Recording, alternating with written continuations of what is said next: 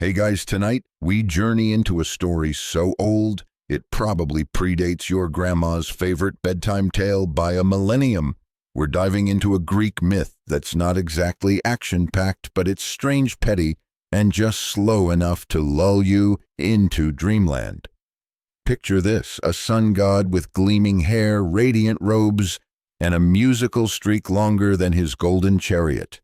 And yet he still can't handle a little competition. Tonight you drift through the story of how Apollo, literal god of music, got his ego tripped up by a goat-legged woodland creature with a flute. You're going to walk through sun-drenched groves, hear whispers of reeds in the wind, and maybe witness some passive-aggressive divine tantrums along the way. And yes, you'll survive this, though Marsyas didn't. So before you get comfortable, take a moment to like the video and subscribe, but only if you genuinely enjoy what I do here. And hey, tell me where you're listening from and what time it is there. I love knowing which corners of the world we're snoozing in together. Now dim the lights, maybe turn on a fan for that soft background hum, and let's ease into tonight's journey together. You're walking across a crisp landscape of pale stone and laurel trees, their leaves rustling like soft applause. Somewhere up above, the sun glows with that lazy amber tone that only Apollo can manage because, yes, in this story, the sun itself has a personality and a reputation to protect. Apollo isn't just the sun god. He's the patron of music, poetry, truth, healing, and let's be honest, smug self-assurance. His lyre, handmade by Hermes, the god of trickery. His voice, supposedly so lovely, it could make dolphins cry. But here's the thing, even gods get jealous, especially when a pesky mortal, or in this case, a satyr, starts stealing their spotlight. It all begins when Apollo finds a flute. Not just any flute, the flute. Long before it ended up in his divine hands, it had belonged to another Olympian, Athena. Yes, that Athena, goddess of wisdom, battle, strategy, and refusing to smile in any painting. She had crafted the flute herself, then abandoned it dramatically when she caught her reflection while playing. The puffed-out cheeks. Not flattering. Immortals have insecurities too, apparently. So she threw it away. And where do you think it landed? In a dusty patch of Phrygian earth, nestled between some ferns and probably a few judgmental beetles. Apollo stumbles upon it one day during a leisurely god stroll, which is basically a slow-motion flex session across the heavens. He picks up the flute, turns it over, tries a few notes, and instantly regrets it. The sound is strange, hollow, almost teasing. You know that feeling when a kazoo defeats your self-esteem? Multiply it by divine pride and add an audience of immortals. He doesn't like it, not just the way it sounds, but the feeling that someone else, someone lesser, might actually be better with it. So what does he do? He curses it and tosses it aside, probably made a dramatic face while doing it too. Historians still argue whether Apollo genuinely feared the flute's power or if he was just mad it didn't match his vibe. What we do know is that he wanted no part of it. He had his lyre, his hymns, his epic fan base, this reed whistle nonsense, not worthy of a sun god. But as we'll soon see, myths have a way of recycling discarded objects, and egos, especially divine ones, never let go of a grudge completely. You make your way further into the grove. The ground is soft beneath your sandals. The trees lean in like old gossips, and somewhere far off you hear the faintest tune. Thin, reedy, playful, not a lyre, definitely not orchestral. It's the flute again, and it's getting louder. Back then, in the days when myth and morning dew mixed freely, music wasn't just background noise. It shaped emotion, told stories, and stirred up entire forests. Nymphs would sway to melodies. Animals would stop grazing just to listen. Gods took music very, very personally. So when Apollo discarded the flute, he didn't just lose interest.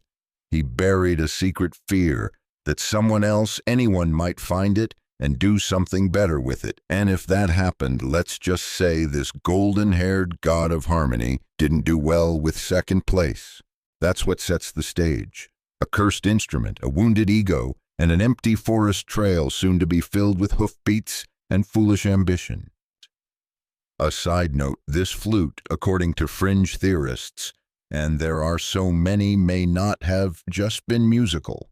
Some believe it was enchanted, allowing the player to influence emotions, elation, sorrow, even mild indigestion. Others say it whispered secrets to whoever blew into it, making it part instrument, part Twitter account. Of course, mainstream scholars scoff at the idea, but then again, mainstream scholars also said Troy was just a story, until they found its ruins. You brush past a laurel branch.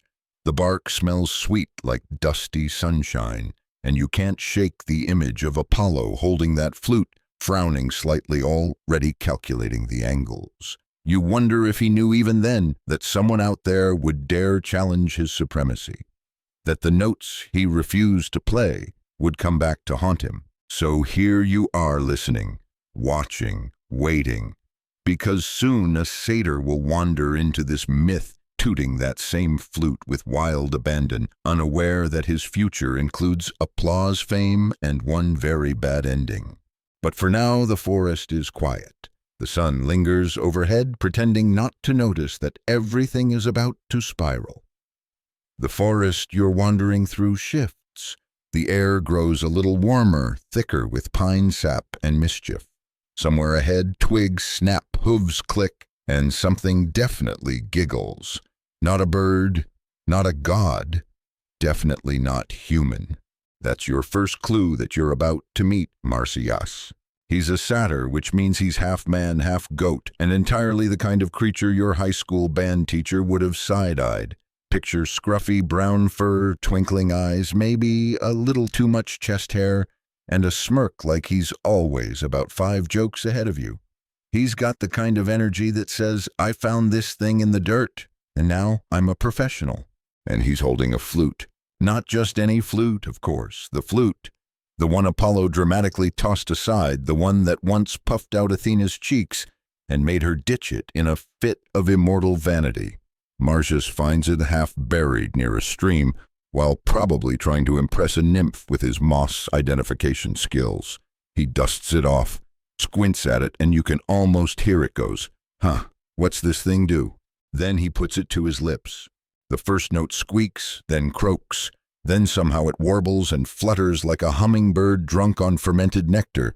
It's raw, sure, but it's something. And Marsyas, he's instantly obsessed. Now Marsyas isn't trained. He didn't grow up in a musically gifted royal house or spend decades studying under a divine muse. But that's part of the magic he learns fast, like freakishly fast. Within days, the forest paths echo with wild, unpredictable melodies.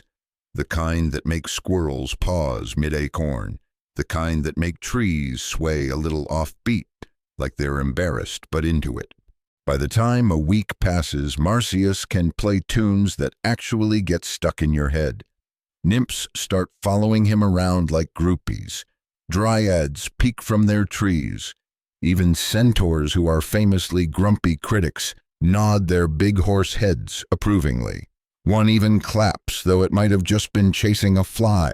You sit beneath a cedar, eyes half-lidded, and let the music wash over you.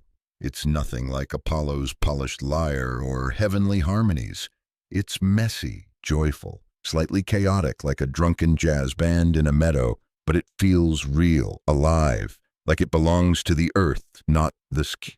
Marsyas plays until his lips go numb. He plays until the moon rises. Then he sleeps under a fern with the flute across his chest like a teddy bear. Here's the fringe part. Some fringe historians believe the flute chose Marsyas, that it called to him. A few even go further, claiming it was never really Apollo's or Athena's, but a relic from an even older mythology, pre-Olympian, pre-time, made by forces that liked a bit of chaos. One even suggests the flute is sentient and just really, really likes underdogs. Mainstream scholars roll their eyes at all this, of course. Most argue Marsyas just had a good ear and plenty of time, but you can't shake the feeling lying back in the cool forest moss, listening to those playful notes, that something about this whole thing is bigger than one satyr, learning to toot. Apollo hears about it eventually. Of course he does. Word travels fast in the ancient world, especially when it involves divine instruments and public humiliation. One sunny day, he's lounging on a marble column, basking in compliments from a passing oracle, when someone casually mentions, "Oh, hey, did you hear? There's this satyr in Phrygia who plays your old flute." And like really well? You can imagine the pause, the smile freezing mid-brag, the narrowing eyes. From that moment on, Marsyas's fate is sealed, not that he knows it. You wander deeper through the forest, trailing the faint music like a scent. Around you, plants lean toward the sound. A fox trots by, tail twitching in rhythm. Even the stone hum a little.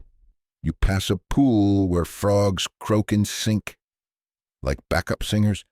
Somewhere Marsyas is jamming again, and somewhere else Apollo is sharpening his metaphorical swords. Marsyas doesn't mean any harm. That's the thing. He's not arrogant, not yet. He's not challenging gods or trying to be famous. He's just enjoying it. He's playing, and the joy spills out like wine from an overfilled amphora. One nymph asks him where he learned. He shrugs and says, "I didn't. The flute just sort of tells me." You might laugh, but she doesn't. Because in these woods, everything listens. Everything watches. And every time Marsyas plays, you get the feeling something ancient perks up. Maybe not a god, but something. Here's your history tidbit. Satyrs in Greek culture weren't just comic relief or party animals. They were symbols of raw nature, unfiltered instinct, the kind of chaotic energy the Greeks both feared and adored. Marsyas represents that energy, talent without training, joy without rules. It's what makes him lovable, and what makes his downfall hurt. Historians still argue whether Marsyas was a symbol of hubris, daring to rival a god, or a victim of divine insecurity. Some versions of the myth say he boasted he could outplay Apollo. Others insist it was the gods who challenged him. The truth probably lost in the reeds. But for now, Marsyas is still playing. The night air is cool, the stars lean closer. You're tucked between roots, listening to a melody that probably hasn't been played in thousands of years. And tomorrow, everything changes. You're still in the woods, drifting alongside the music that now seems to have a life of its own. Marsyas has become the forest's unofficial bard, a one-satyr band with a flute that carries through every shadow and sunbeam. The air is thick with the scent of pine needles and damp earth, and somewhere a gentle breeze seems to pick up Marsyas's tunes and scatter them like leaves. Nymphs, those ethereal forest spirits you've probably heard about, start gathering around, swaying lightly, like they're caught in an invisible slow dance. You can almost hear their whispers, admiration, curiosity, and maybe a dash of envy. They've never heard music quite like this before. It's not polished or perfect like the divine lyres you imagine Apollo playing. It's wild, unpredictable, full of rough edges and joyful imperfections. Even the goats, famously grumpy and suspicious, find their heads nodding in rhythm. You spot a particularly stubborn billy goat tapping a hoof and sneezing as if the rhythm tickled something inside him. The forest animals, usually so busy with survival, seem to pause just to listen. But Apollo, he's not amused. Picture him in his radiant toga, perched somewhere on Mount Olympus, or maybe just a sunny marble outcrop. He's scrolling through the heavenly grapevine. Yes, gods have their version of gossip apps. And here's the buzz about Marsyas's growing fan club. You can almost see the tightening of his jaw and the spark of irritation lighting up his golden eyes. Apollo's pride is more delicate than you think. For all his godly powers, music, healing, prophecy, he's surprisingly sensitive to being upstaged. And here's Marsyas, a wild woodland creature with a rustic flute stealing the show.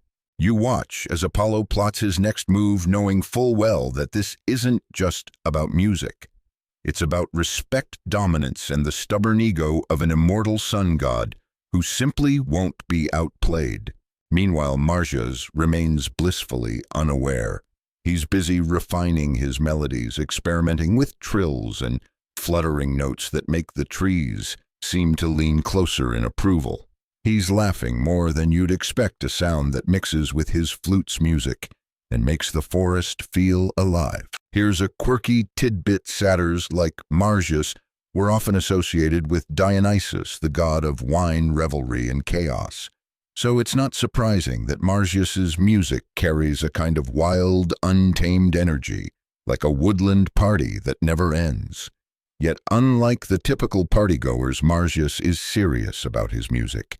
He's the anti-DJ of the mythological world, raw talent with no mixer. As you watch this unfolding scene, a question bubbles up. What is music really? Is it about skill, beauty, or something deeper? You're not alone pondering this. Historians still argue whether the myth of Marsyas and Apollo was meant to symbolize the clash between raw nature and refined culture, instinct versus intellect, or just a divine hissy fit over a musical toy. Back in the forest, the animals and spirits continue their reluctant fan club duties. A chorus of birds attempts to mimic Marsyas's flute, though their efforts come off as more squawking than serenade. A curious deer sidles up, ears twitching before bounding off as if it suddenly remembered an urgent appointment with destiny or lunch. Marsyas, for his part, plays on, each note a little celebration of freedom, a little rebellion against the polished perfection Apollo represents. He's unaware that his music is stirring more than just leaves. It's poking at the fragile egos of gods. And gods, as you might guess, don't take kindly to being challenged, especially by someone who looks like they should be milking goats, not winning contests. You lean back against a tree trunk, feeling the pulse of the forest's unofficial anthem vibrating in the air. The world feels a little softer, a little more alive.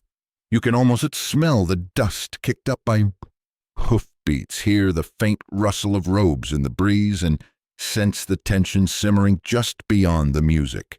Remember that feeling. Like when you discover your neighbor can play an instrument better than you, and you have to pretend you don't care while secretly practicing in your bedroom at 2 a.m. That's the energy building here. Except with gods and satyrs, the stakes are slightly higher. This section of the myth isn't just about music or competition. It's about the unexpected rise of something raw and beautiful in a world that favors polish and control. It's about the way a simple flute, long discarded and forgotten, can turn the tide of legend. And just when you think the music can't get any louder or the tension any thicker, you realize the real contest is about to begin. The forest, once a serene sanctuary of playful melodies and dappled sunlight, now holds an edge of suspense. You sense the atmosphere shifting like the moment before a summer storm when the breeze hushes and even the birds seem to hold their breath. Apollo is about to step into the clearing, and this time it's not just to listen. The word of Marsyas's flute playing has reached him loud and clear. Imagine Apollo pacing beneath the laurels, his radiant robes glowing under the sun, fingers twitching in rhythmic impatience. This isn't just about a musical rivalry anymore, it's a matter of divine pride. Apollo's the god of music, the sun and prophecy, challenged by a satyr with a humble reed unthinkable. You watch as Apollo decides to make it official. He challenges Marsyas to a contest, a friendly musical duel, judged by none other than the muses themselves and a few other gods willing to sit through the drama. These aren't just any judges. The muses are divine patrons of the arts goddesses who inspire creativity, and they take their role very seriously. But even their impartiality is subject to mythological debate. The contest is announced with a flourish typical of Olympus' golden trumpets, a radiant stage fashioned from marble and olive branches, and an audience of gods, nymphs, and mortals alike. You can almost feel the buzz of excitement, mingled with tension, a celestial talent show, with stakes higher than any mortal awards night.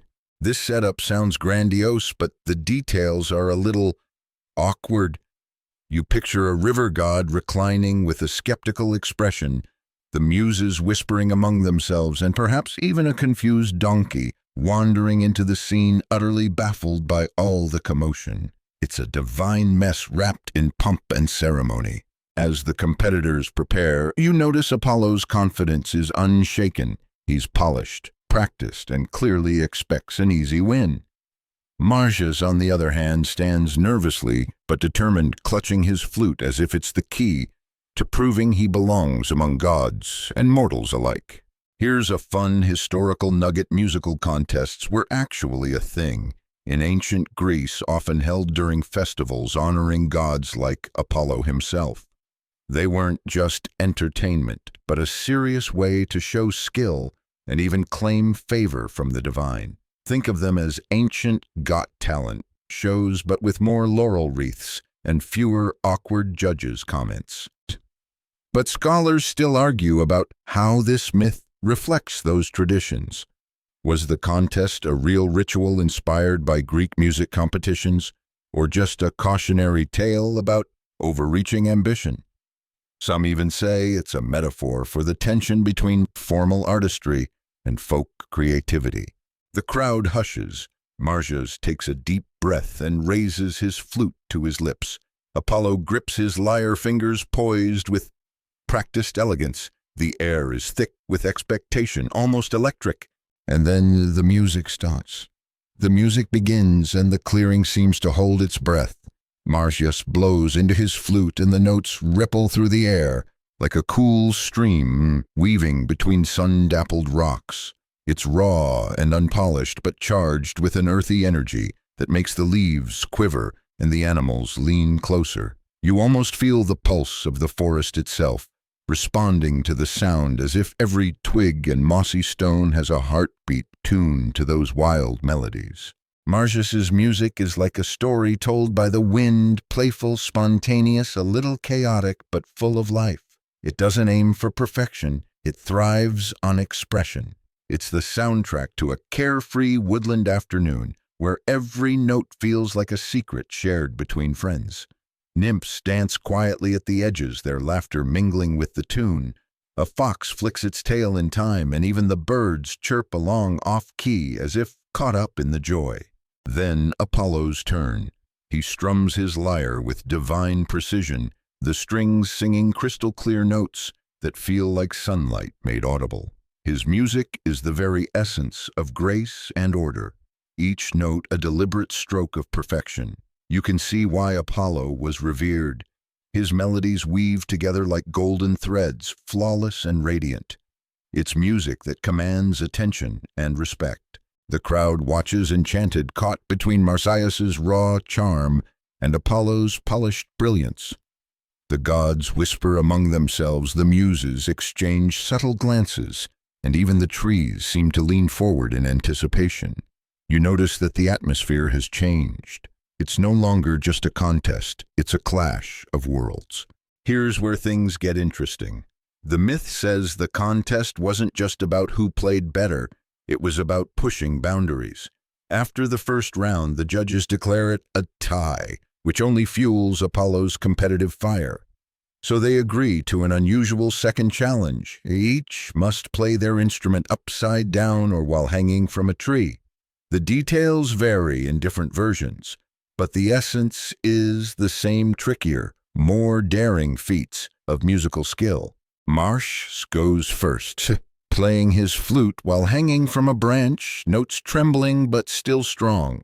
Then Apollo flips his lyre over and plays flawlessly, his fingers moving with supernatural ease. The crowd gasps. Marsyas's music falters, the strain evident in his notes. The verdict is clear: Apollo wins. You might think this is where the story ends, but the myth twists darker. Marsyas is punished for daring to challenge a god. His hubris, as the ancient Greeks called it, cannot be forgiven. And the consequences, well, let's just say they're far from gentle. Before that, a quirky fact: in some versions, Marsyas tries to cheat by asking for the contest to include singing a skill he doesn't possess. It's like bringing a kazoo to a violin duel and then demanding karaoke. The gods call it out, and the challenge becomes a no-holds-barred test of skill and endurance. Historians still argue whether the harsh punishment was a reflection of real ancient Greek attitudes toward artistic rivalry or a symbolic story about limits and consequences. Was Marsyas a cautionary figure or a tragic hero misunderstood? The debate continues. For now, the music fades, the tension lingers, and the forest holds its breath, waiting for what comes next. The contest has ended, but the story doesn't stop far from it. Marsyas's fate now unfolds in a way that's as grim as it is unforgettable. You find yourself standing in the shadowy part of the forest, where the mood has shifted from playful to ominous, where the leaves seem to shudder with the weight of what's about to happen. After the judges declare Apollo the victor, Marsyas's wild grin falters. You can almost hear the silent question hanging in the air. What now? Because in Greek myths, losing a contest against a god is rarely the end of a friendly competition. It's often the beginning of a much darker tale. Apollo, proud and unyielding, doesn't simply let Marsyas walk away. Instead, he demands a punishment befitting someone who dared to challenge a deity. The ancient sources are a bit fuzzy here. Historians still argue about the exact nature of Marsyas's punishment, but the most well-known version involves a gruesome consequence. You might want to look away, but let's keep it light. Apollo flays Marsyas alive. Yes, you read that right. It's brutal, a harsh reminder that mortal or semi-mortal hubris can't go unpunished. The image is so intense that many modern retellings soften it or leave it out entirely. But in the original myth, it's a stark warning.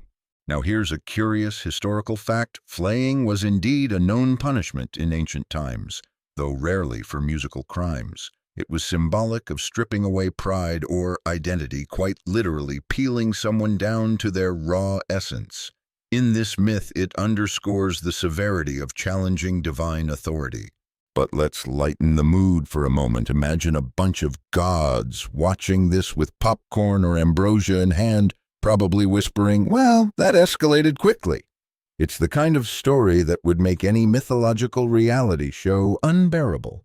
There's also a fringe theory suggesting that Marsyas's punishment wasn't just about hubris, but about suppressing the untamed natural forces he represented.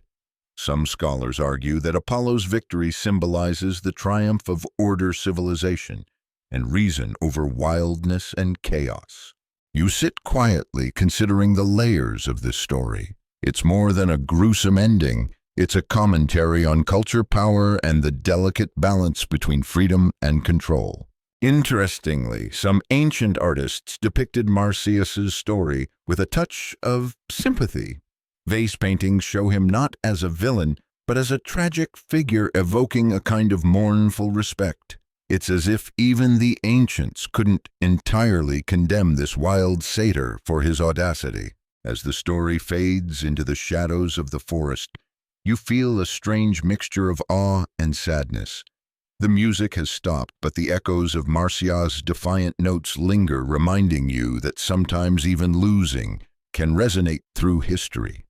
As the echoes of Marsyas's final tragic notes fade into the forest's hush, you find yourself stepping back from the brutal climax and looking at what lingers, what remains after the music and the pain. The woods seem quieter now, but also charged with a kind of sacred memory, like a scar that tells a story no one wants to forget. Marsyas's flaying isn't just a punishment, it's a symbol etched deep into Greek culture, a warning about the dangers of challenging the divine order. But it's also a strange, sorrowful reminder of the wild spirit that refuses to be tamed. You might call it the original underdog tale, but with more gore. Here's an interesting historical fact. This myth was popular in ancient Greek art and drama precisely because it captured complex ideas about creativity, competition, and punishment. Vase paintings from the 5th century BCE show Marsyas bound and suffering, but also defiant. The image wasn't just about pain, it was about resilience and the cost of ambition. And speaking of ambition, scholars still debate what Marsyas represents. Was he a symbol of natural, untamed creativity, opposing Apollo's refined, structured art? Or was the myth a cautionary tale about knowing your place in the cosmic hierarchy? Some argue it's both layers of meaning stacked like a musical composition itself. You notice how the myth also reflects Greek attitudes towards music. Apollo's lyre symbolizes order, discipline, and the polished arts, while Marsyas's flute represents folk traditions, improvisation, and the wildness of nature. Their contest isn't just a battle of skill, it's a clash of cultural values. Meanwhile, the forest around you seems to mourn and celebrate simultaneously. Leaves rustle softly as if whispering old tunes, and a gentle wind carries the faintest hint of a flute's melody. It's as if Marsyas's spirit still lingers, weaving wild notes through the trees.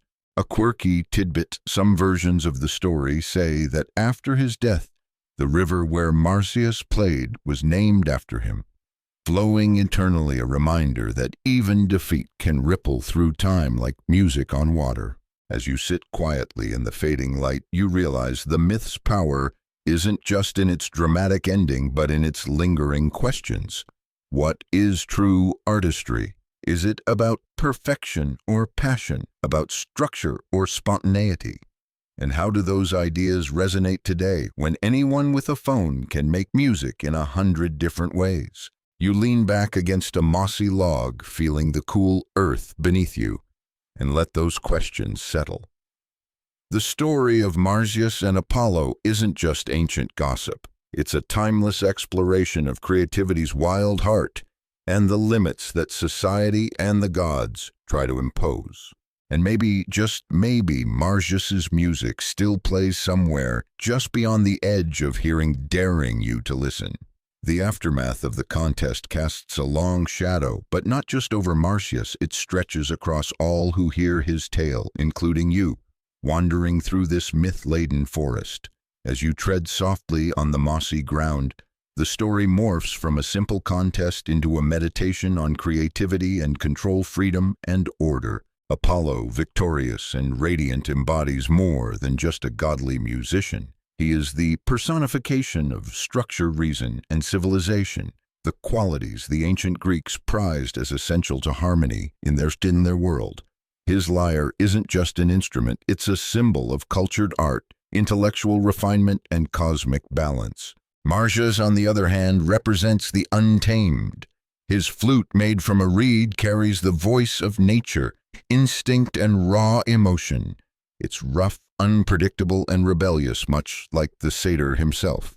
As you watch him disappear into mythic history, you realize that the contest was more than a battle of notes. It was a clash of ideologies. You might find it amusing that despite his defeat and grisly fate, Marsyas became a kind of folk hero. Some ancient poets and artists portrayed him as a symbol of the misunderstood artist, the one who dares to challenge norms and push boundaries but pays a heavy price. It's an archetype that has echoed through centuries of creative struggle. Here's a quirky fact: satyrs were also known for their love of wine dance and mischief parties that often got out of hand. So Marsyas wasn't just a musician, he was a party starter. This adds a certain wild charm to his character, making his tragic end even more poignant. Historians still debate whether the myth reflects real social tensions in ancient Greece between formal courtly music and popular rustic traditions. Was Marsyas's flute the voice of the common people and Apollo's lyre the sound of elite culture? The answer isn't clear, but the tension resonates even today in discussions about high art versus popular music.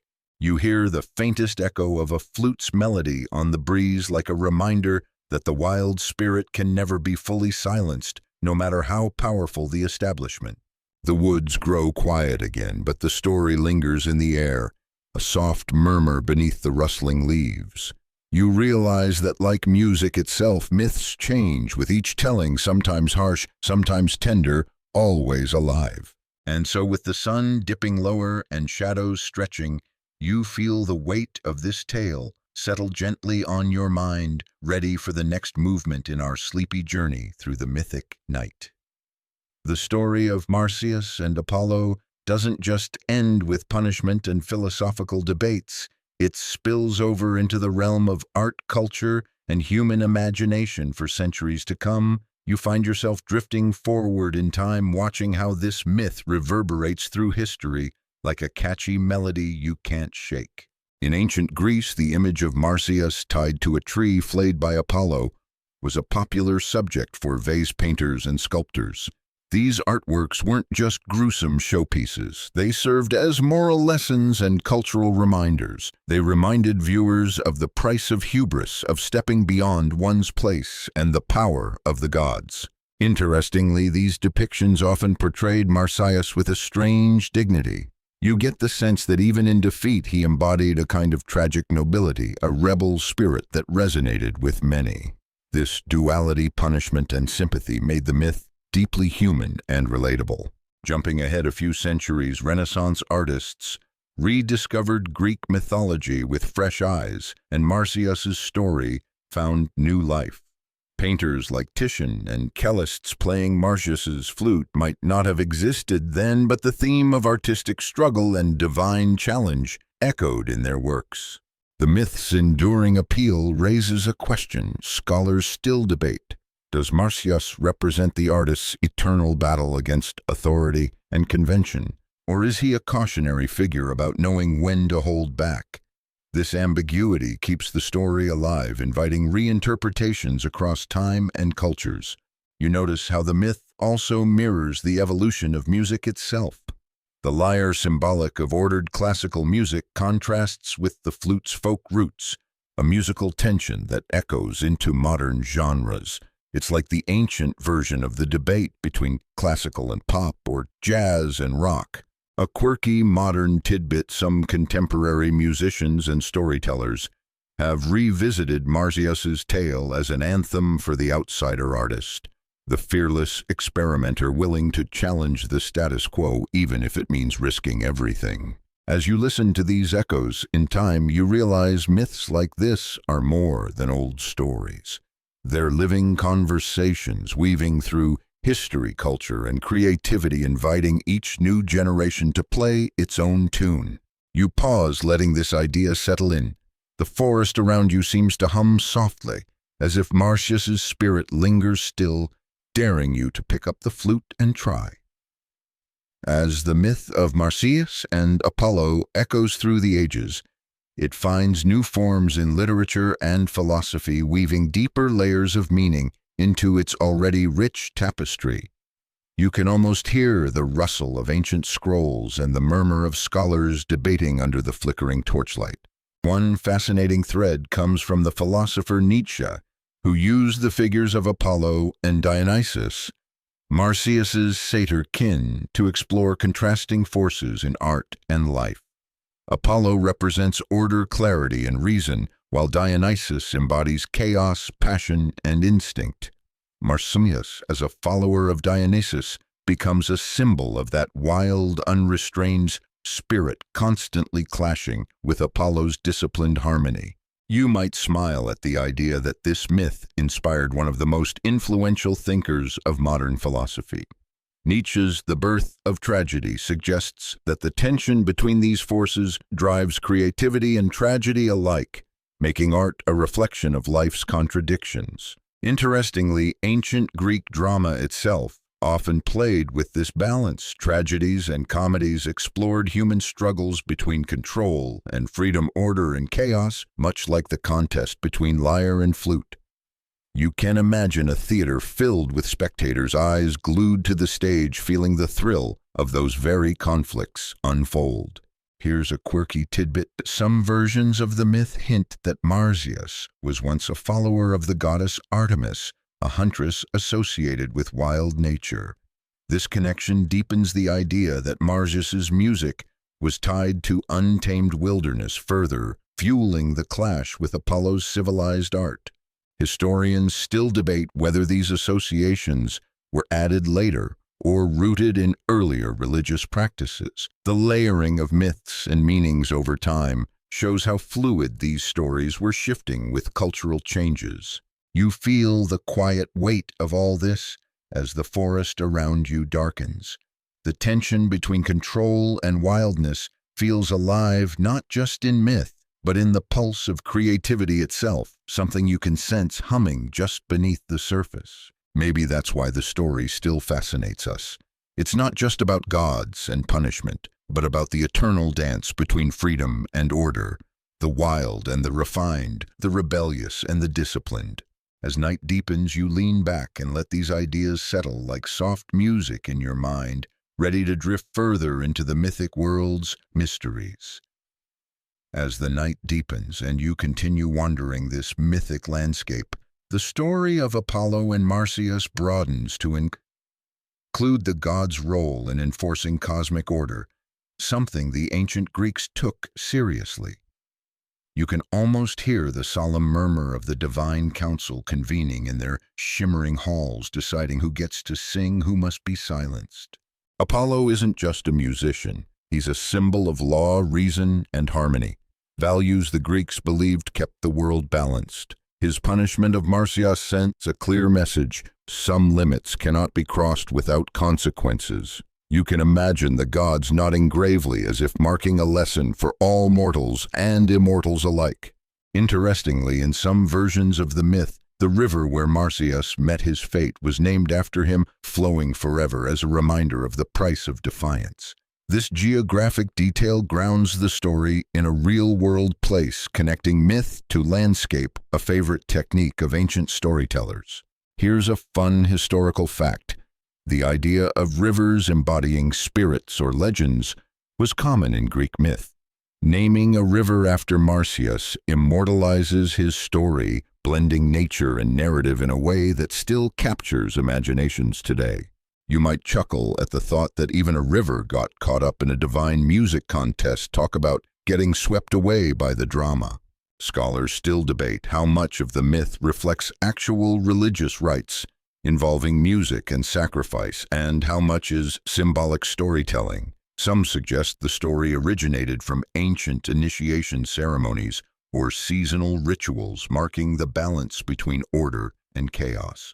The notion of hubris in Greek culture, a dangerous overstepping of bounds, is central here. Marsyas's challenge to Apollo isn't just musical bravado, it's a cosmic misstep, a lesson that reverberates through myths and morals alike. As you listen to the gentle rustling of leaves, you sense that the story of Marsyas and Apollo isn't just about music or punishment. It's about the delicate balance that holds worlds together. The tension between wild creativity and ordered discipline plays out not only in myth, but in the very rhythms of life. You take a deep breath, feeling the forest around you settle into a peaceful quiet. The myth lingers like a soft echo, fading slowly, inviting you to ponder the melodies of order and chaos that shape existence. The myth of Apollo and Marsyas stretches beyond the ancient Greek world, finding new life and meaning in cultures and arts throughout history. You feel yourself drifting through time and space, watching the story morph and adapt like a melody passed from one musician to another.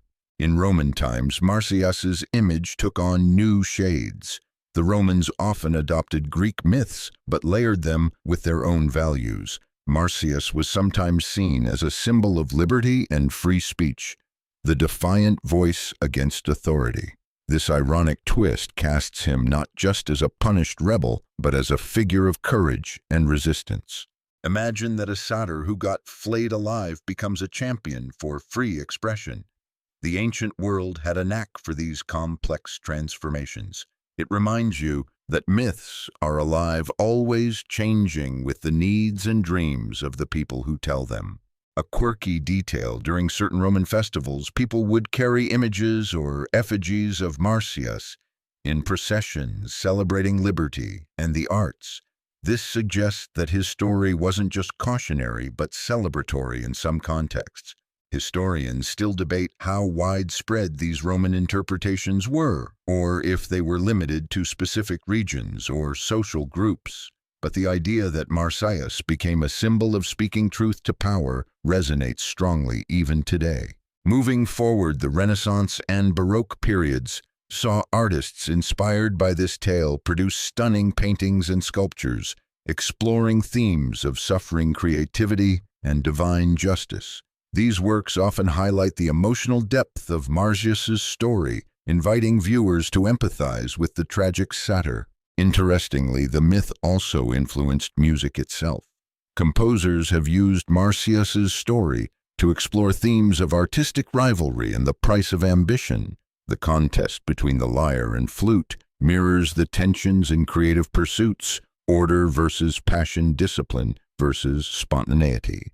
As you listen to these echoes, it becomes clear the myth is less about who won and more about the enduring conflict within art and life, the struggle between structure and freedom, risk and safety, rebellion and conformity.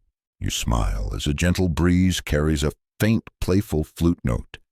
Marsyas may have lost the contest, but his tune still dances through the ages, inviting anyone willing to listen to join in. As you wander deeper into the myth's echoing forest, you realize that the story of Apollo and Marsyas doesn't just live in art and philosophy. It thrives in the very way cultures think about creativity, competition, and the costs of ambition. You find yourself surrounded by whispers of later tales, where artists, musicians, and even ordinary people face their own divine contests. One historical fact to note is how Greek myths like this one influence the idea of the muse in Western culture. Apollo was not only a god of music, but also the god of the muses, divine inspirers of art and knowledge. Marsyas's challenge can be seen as a challenge to that divine inspiration, a mortal trying to wrest creativity from the gods themselves.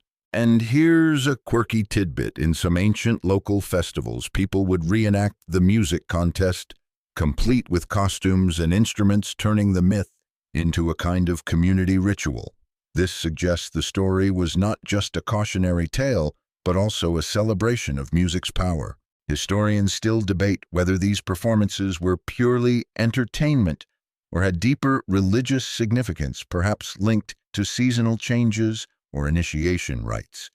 The lines between myth, ritual, and social drama often blurred in ancient times, adding layers of meaning to a single story. You can almost see the satyrs and mortals gathered around music, filling the air, the tension between wild abandon and disciplined skill playing out in real time. This liveliness contrasts starkly with the tragic end of Marsyas, highlighting the dual nature of creativity, joyful yet dangerous. You realize this myth is a mirror reflecting human ambition and its limits. Marsyas's story warns of pride but also honors the fearless spirit who dares to challenge even at great cost. As you listen to the night sounds blending with imaginary flutes and lyres, you feel the myth's pulse syncing with your own heartbeat, an ancient rhythm of risk-reward and the bittersweet melody of creative striving. The forest seems alive with possibilities, each note a reminder that every artist's journey carries echoes of Marsyas's defiant tune. You're nearing the end of this mythic journey now, but the story of Apollo and Marsyas keeps stretching outward, touching more than just ancient forests and divine contests. It seeps into the very way we think about art, courage, and defiance.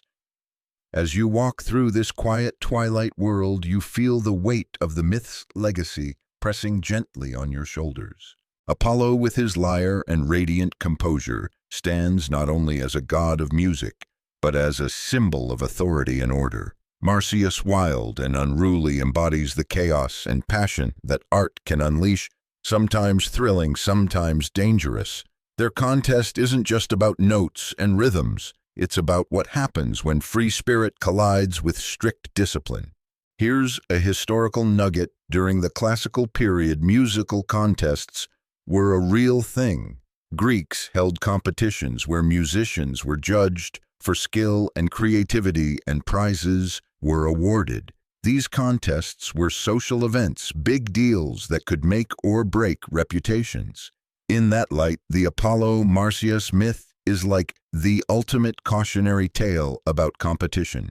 A quirky fact, some scholars believe that Marsyas's flute, made from a reed, symbolized older folk musical traditions that were slowly being eclipsed by the more refined lyre music favored by the elite. It's a clash not only of gods but of cultures and classes. Historians still debate whether the myth was originally a way to assert the dominance of one cultural practice over another, or if it carried deeper philosophical meaning about creativity and order. It's likely a bit of both. You notice how this ancient tension still plays out today in debates over what art should be, who gets to decide, and how much risk is worth taking. The satyr's story feels less like a dusty legend and more like a living conversation that never really ends. As the sky darkens into night, you find yourself humming a tune that feels both wild and structured, a fitting soundtrack to a myth that refuses to be forgotten. You pause, feeling the cool air around you, and realize that sometimes the real contest isn't between gods and satyrs, but between the voices inside all of us. The safe and the daring, the orderly and the wild. Now, as the final notes of this long, winding story drift softly away, you settle deeper into the quiet feeling, the weight and wonder of everything you've just absorbed. The contest between Apollo and Marsyas was more than a battle of instruments. It was a dance of ideas, passions, and consequences that ripple through time and culture. You remember how Apollo's lyre stood for harmony, control, and civilization, while Marsyas's flute carried the wild, untamed spirit of nature and rebellion. Their clash reminds you that creativity is never simple. It's messy, risky, and often comes with a cost. But it's also vital, unstoppable, and endlessly inspiring. A historical note to carry with you: ancient Greeks believed that music had the power to shape the soul and the cosmos. So this myth reflects deep cultural values about balance, respect, and the power of art. The stakes were cosmic, not just personal. And a quirky thought to lighten the mood somewhere out there: a satyr might still be sneaking off to jam on a reed flute, laughing at the gods' rules and daring you to join. Maybe that's the real victory. Scholars continue to argue about the myth's exact meanings and origins. But maybe that's the point the story lives on, because it resists a single explanation, much like music itself. As you lie back and let your eyes grow heavy, the forest around you seems to breathe softly, the melodies of Apollo and Marsyas weaving into the quiet hum of the night. Slowly, your thoughts drift, mingling with the gentle rustling of leaves and the distant call of night creatures. The tension between order and chaos, the civilized and the wild, fades into a calm understanding. You're wrapped in a soft, timeless lullaby, the ancient song of creativity and courage. And now dim the lights, maybe turn on a fan for that soft background hum, and let yourself drift peacefully into sleep, carrying the music of this myth in your dreams. The story is over now, but the gentle pulse of its melody lingers like a slow, soothing song playing softly in the background of your mind. The forest you walk through has faded, but its whispers remain quiet, comforting, and familiar. There's something deeply human in this ancient tale, the tension between control and freedom, the safe and the wild, the disciplined and the daring.